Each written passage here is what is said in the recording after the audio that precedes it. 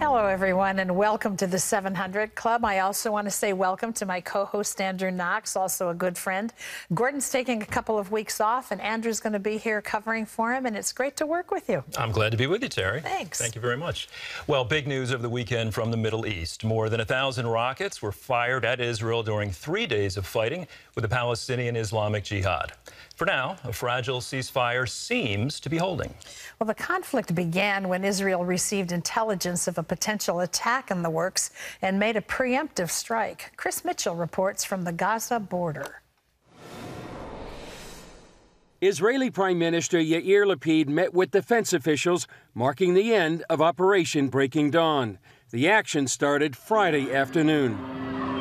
It began when we received intelligence, clear, certifiable intelligence, that a mobile terrorism unit was moving towards the border with Israel with large anti-tank missiles.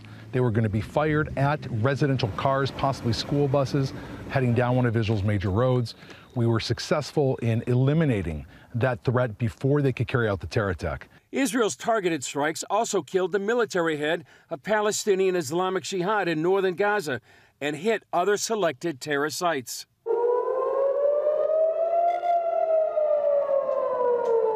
The terrorists responded by firing hundreds of rockets from Gazan civilian areas into Israeli communities near the border, up the coast to Tel Aviv, and just outside Jerusalem. You see, get another one going out right now. This is that's the Iron Dome. There's two going off. You can see that right now, streaking in the sky. CBN News witnessed the Iron Dome anti-missile system intercepting 7 of the rockets. According to the IDF spokesman, the Iron Dome had a 97% success rate. Nearly 200 of the rockets fired by the Palestinian Islamic Jihad landed within Gaza, causing a number of injuries and deaths. On the Israeli side, most communities have bomb shelters, like the 20 provided by CBN Israel in strategic locations, such as the community of Yesha, just 4 miles from the Gaza border. We have many surprises. You're not prepared. You're on the way to someplace, and we have this bomb shelter on the way.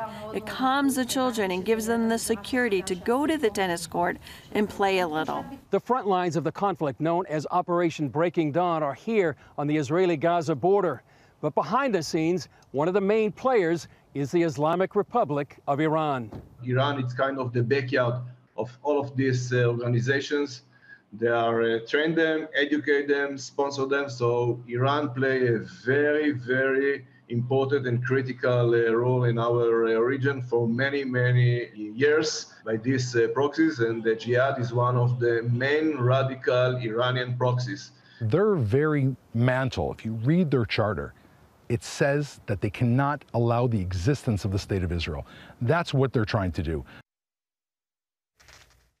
The war decimated the Palestinian Islamic Jihad Leadership Corps. Several senior commanders died in the fighting, and Hamas, which rules Gaza, shares the same goal as the Palestinian Islamic Jihad. But at least this time, Hamas chose to stay out of this conflict. Andrew? Chris, thanks for joining us. So why did Hamas stay out of this particular fight? Well, Andrew, there's a big question everyone was asking in the past few days. Were they going to come into the conflict? Last year, they suffered a lot with the war with Israel. That was in May of 2021. They do share the same goals as the Palestinian Islamic Jihad, but they have their own calculations, and they had to decide if this was the right time for them. They're rebuilding their own arsenal after last year's war, but obviously they made the choice not to enter the conflict. And, Andrew, it's very important that they stayed out of the conflict, because if they didn't, we'd still be in a wartime situation.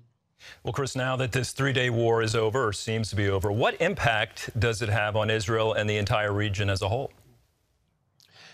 Well, first of all, obviously, it had a big impact to Islamic Jihad. That was the second largest terror group inside Gaza.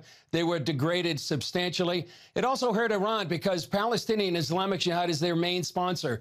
In the region, in the wider region, Andrew, there's several countries in the Gulf. They criticized Israel, but they didn't break any ties. That was important. And then for the people on the border, hopefully this is going to bring quiet for a while, just like we heard in our report. Yet Gaza still remains a threat for Israel, especially the threat of Hamas. And most believe here, Andrew, it's just a matter of time before there's another conflict on the border. So interestingly, Sunday marked the end of the war and also a special day on the Jewish calendar. So why is it so important to the Jewish people, and how do they commemorate this? Well, they call it Tisha B'Av. Tisha is 9 and B'Av is the month of Av. And it's considered one of the saddest days on the Jewish calendar. And it's very important for many Jewish people. And what it does is it commemorates, Andrew, the destruction of the first and second Jewish temples. First by the Babylonians, 586 BC, then the Romans in 70 AD. Also the expulsions of the Jews from Spain and England. And so what they do to commemorate this, they read from the Book of Lamentations. They do it as a day of fasting. Hundreds went up to the Temple Mount, and then thousands last night were at the Western Wall praying, and obviously praying as well for an end to the war between the Palestinian Islamic Jihad and Israel.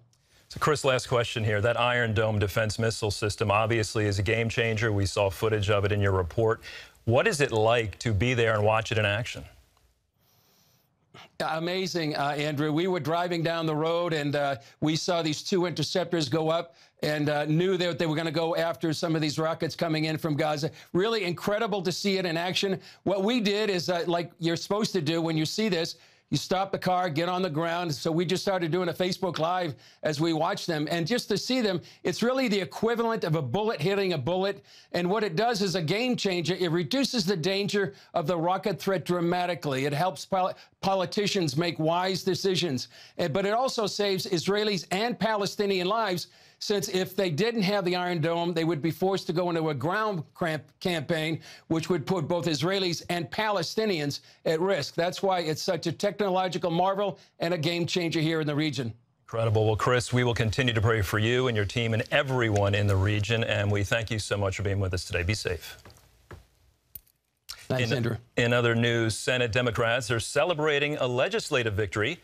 Critics say it's going to come back to haunt them. Ephraim Graham has that story from the CBN Newsroom. Ephraim? Andrew, the Biden administration says the new bill fights climate change, lowers medical costs, and reduces inflation. Critics warn it includes tens of billions for the IRS, as well as tax hikes, which will only make a bad economy worse. Dale Hurd is on the story. Does calling a bill something make it true? The Biden administration is calling the legislation the Inflation Reduction Act, but critics say it will actually increase inflation. With the Senate split 50-50 along party lines, Kamala Harris cast the tie-breaking vote. The Vice President votes in the affirmative, and the bill, as amended, is passed. Democrats celebrated the $740 billion legislation, calling it historic. Our bill reduces inflation, lowers costs, creates millions of manufacturing jobs, enhances our energy security, and is the boldest climate package in U.S. history. The bill is supposed to slash prescription drug costs, fund green energy with a massive injection of $370 billion, and raise the minimum corporate tax to 15%. It also increases the Internal Revenue Service's budget six-fold, allowing it to hire 80,000 more auditors and agents. The bill's name claims it lowers inflation, but according to researchers at the University of Pennsylvania's Wharton budget model, the Inflation Reduction Act will not do anything to change inflation in the long term and will actually add to inflation until 2024. It says it would reduce the deficit by $100 billion. We're going to spend almost $1 trillion. It's not going to help inflation. It's going to make everything worse. The Conservative Tax Foundation says the bill would increase taxes on those in every income group and reduce economic growth. American families actually see the impact of what happens whenever you put new taxes on our economy. Now, they talk about it being on big corporations, but big corporations raise prices. They do pass it all down. Republicans say Democrats will pay the price in this fall's midterm elections for passing the massive spending bill. The Democrats know they're in trouble when you have to pass the Inflation Reduction Act. That would suggest that there is inflation, which we all know there is. This bill does still have to clear the House before it gets to Joe Biden's desk, but Democrats are hoping to wrap it up this week. Dale Hurd, CBN News. We turn now to Indiana, where the governor has signed a near total abortion ban into law. It happened on Friday, making it the first state to approve abortion restrictions since the Supreme Court overturned Roe v. Wade. We have heard from a number of individuals who are saying protect these children, protect life. Protesters on both sides turning out to influence the state's Republican-controlled legislature. The law forbids abortions from the time a fertilized egg implants in a uterus. Exceptions include when the mother's life is at risk and in some cases of rape and incest, as well as fatal abnormalities in the fetus. Abortions can only be performed in hospitals or outpatient centers owned by hospitals. Last week, Kansas voters rejected an effort to amend the Constitution to protect life. Some 15 other states already had laws in place to roll back abortion once the Supreme Court ruled. Indiana's ban takes effect on September 15th. Andrew? Thank you, Ephraim. Well, here we go. Of course, when the Supreme Court threw this back to the states, we're going to see how the states rolled this out, and we're seeing it now.